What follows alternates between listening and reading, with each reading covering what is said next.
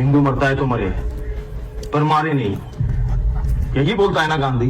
हमें हमसे ज्यादा अच्छे से जिन्ना जानता है कि अगर वो हमें मारेंगे तो हम डर के मारे कलकत्ता दे देंगे, और वही हो रहा।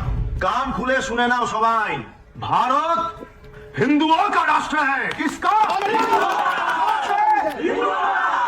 पर इस युद्ध में हिंदू हार रहे हैं। जीत कौन रहा है? जिन्ना। क्यों? क्योंकि हम सब नशे में चूर हैं, और उस नशे का नाम है गांधी की अहिंसा। जय श्री राम। नमस्कार दोस्तों, द कश्मीर फाइल्स की ऐतिहासिक सफलता के बाद विवेक अग्निहोत्री की फिल्म द बंगाल फाइल्स पूरे भारतवर्ष में हलचल मचा रही है। एक और जहां द कश्मीर फाइल्स में 1990 के दशक में कश्मीरी हिंदुओं का हुए नरसंहार को दिखाया गया, वहीं दूसरी ओर द बंगाल फाइल्स में 1946 में हुए डायरेक्ट एक्शन डे में बंगाली हिंदुओं के खिलाफ नरसंहार को दिखाया गया। इस फिल्म ने डायरेक्ट एक्शन डे और 1940 के दशक में हुए हिंदुओं के खिलाफ हिंसा को बड़े ही निडरता से दिखाया है, बड़े ही बोल्डली इस फिल्म में चित्रण किया है। इस फिल्म में खून, आंसू और उस दर्द को दिखाया गया है जिसे दशकों से छिपाया गया था। दोस्तों, जब द बंगाल फाइल्स खत्म हो रही थी और दर्शक थिएटर से बाहर निकल रहे थे, तब वहां पर एक अजीब सन्नाटा पसरा हुआ था। कोई हलचल नहीं, कोई आवाज नहीं, सिर्फ और सिर्फ सन्नाटा। सभी के दिलो दिमाग पर एक अजीब सन्नाटा पसरा हुआ था। आप देखिए कि आजादी के बाद 70-80 साल तक इस सच्चाई से हमें दूर रखा गया, हमें इस नृशंसता को बताया तक नहीं गया। जब हम द ग्रेट कैलकाटा किलिंग को याद करते हैं तो हमारे रोंगटे खड़े हो जाते हैं। जिस प्रकार नृशंसता से बंगाली हिंदुओं का हत्या किया गया था, आप कल्पना कीजिए कि लाशों को उठाने वाला कोई नहीं रह गया था। उनकी लाशों को चील और कौवे नोच नोच कर खा रहे थे।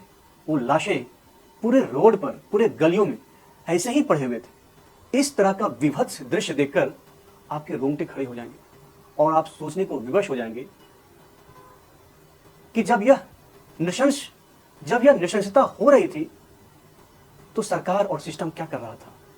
दोस्तों, कुछ फिल्में सिर्फ इंटरटेन करती है, कुछ फिल्में इन्फॉर्म करती है, पर कुछ फिल्में जो आपको अंदर तक झकझोर कर रख देती है, आपके मन मस्तिष्क में एक ऐसी छाप छोड़ती है जो आजीवन काल तक आपके दिमाग पर वह दृश्य अंकित हो जाती है। The Kashmir files, the Bengal files कुछ वैसे ही गिने चुने फिल्में हैं जो आपको अंदर तक झकझोर के रख देती है, आपको अंदर तक विचलित कर देती है, आपको भयाक्रांत कर देती है। आप सोचिए कि हमारी स्वतंत्रता का इतिहास इतना भयावह रहा है, इतना हिंसक रहा है, फिर भी इसे अहिंसा का नाम दे दिया गया और यह बोल दिया गया कि दे दी हमें आजादी, बिना खड्ग बिना ढाल, साबरमती के संत तूने कर दिया कमाल। हमें यह आजादी ऐसे ही नहीं मिली है, हमें यह आजादी बिना खड्ग बिना ढाल के नहीं मिली है। हमें यह आजादी लाखों हिंदुओं के खून, लाखों बहन बेटियों के आंसू और हजारों लाखों बच्चे की चित्कार पर मिली है। यह आजादी हमें ऐसे ही नहीं मिल गई है। जिस प्रकार हमें निरंतर पढ़ाया गया, बताया गया और हमारे मन मस्तिष्क में डाला गया कि यह आजादी तो हमें बिना खड्ग बिना ढाल के मिल गई है, पर ऐसा नहीं है। पर सत्य इसके विपरीत है। यह आजादी हमें बिना खड्ग बिना ढाल के नहीं मिली। यह आजादी हमें अहिंसा से प्राप्त नहीं हुई है, अपितु यह आजादी लाखों करोड़ों हिंदुओं की लाश पर मिली है। बंगाल फाइल्स एक ऐसी फिल्म है जो हम कभी भूल नहीं सकते। उस कड़वे इतिहास को, उस कड़वे सत्य को जो हमें कभी बताया ही नहीं गया, जो हमें कभी पढ़ाया ही नहीं गया, उस कड़वे इतिहास को यह फिल्म सामने लाती है और हमें उससे साक्षात्कार कराती है। विवेक अग्निहोत्री ने इस फिल्म में एक एक फैक्ट को सामने रखा है जिसे कोई झुठला नहीं सकता। पूरे भारतीय जनमानस में स्वतंत्रता के प्रति जो एक आम धारणा है, उस धारणा को यह फिल्म ध्वस्त करती है, उस धारणा को यह फिल्म नष्ट करती है। उस धारणा को यह फिल्म नेस्त नाबूद करती है। उस धारणा को यह फिल्म चकनाचूर करती है। यह फिल्म सिर्फ सोते को जगाती नहीं है, यह फिल्म जो सोने का नाटक कर रहे हैं उनको भी झकझोरती है। द बंगाल फाइल्स सच में एक ऐतिहासिक फिल्म है। इसने एक अत्यंत महत्वपूर्ण विषय को उठाया है जो आज तक किसी ने चर्चा तक नहीं किया। भारतीय सिनेमा इंडस्ट्री के पूरे इतिहास में अब तक इस विषय पर किसी ने चर्चा तक नहीं। भारतीय हिंदुओं का जिस प्रकार नरसंहार हुआ, पिछले कुछ विगत वर्षों में जिस प्रकार भारतीय हिंदुओं का नरसंहार हुआ, उस नरसंहार को पूरे इतिहास के पन्नों से व्हाइट वॉश कर दिया गया और उस पर चर्चा करना अपराध माना गया। जैसा फिल्म का टैगलाइन था, if the Kashmir files has hurt you the Bengal files will haunt you. और इसी टैगलाइन पर यह फिल्म खरी उतरती है। यह कोई टैगलाइन नहीं है, बल्कि यह एक सच्चाई है। यह खून और आंसुओं की सच्चाई है। जिस लेवल का हिंसा इस फिल्म में पोर्ट्रे किया गया है, वह सच मायने में असलियत का 2-3% भी नहीं है। आप कल्पना कीजिए कि किस लेवल का हिंसा डायरेक्ट एक्शन डे में हुआ होगा, किस तरीके का नरसंहार बंगाली हिंदुओं का हुआ होगा। मतलब आप कल्पना कीजिए कि इसने बड़े लेवल के नरसंहार को, हिंसा को, नृशंसता को हमसे छुपाया गया और पूरे स्वतंत्रता संग्राम को सत्य और अहिंसा में पेंट कर दिया गया। इस फिल्म का वह सीन जो आपके रोंगटे खड़े कर देंगे, वह गोपाल पाठक का सीन है। हिंदू मरता है तो मरे, पर मारे नहीं। यही बोलता है ना गांधी, हमें हमसे ज्यादा अच्छे से जिन्ना जानता है कि अगर वो हमें मारेंगे तो हम डर के मारे कलकत्ता दे देंगे। और वही हो रहा। कान खुले सुने ना सबाई, भारत हिंदुओं का राष्ट्र है। किसका? पर इस युद्ध में हिंदू हार रहे हैं। जीत कौन रहा है? जिन्ना। क्यों? क्योंकि हम सब नशे में चूर हैं और उस नशे का नाम है गांधी की अहिंसा। रामराज्य बनाना चाहता है ना गांधी?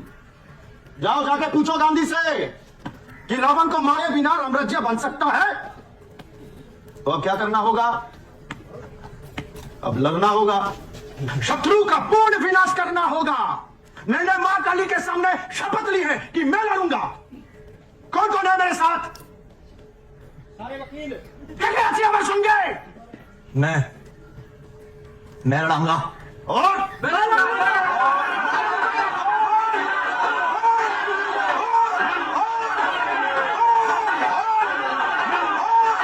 बच्चा सुनाई से कचे, बस एक बात याद रखना, अगर उन्होंने हमारा एक मारे तो उनका 10 मारना।